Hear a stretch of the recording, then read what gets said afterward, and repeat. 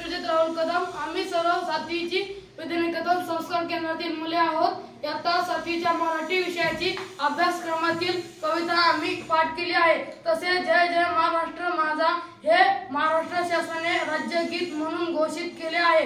ते गीत आम्ही आपल्या समोर सादर करत आहोत। जय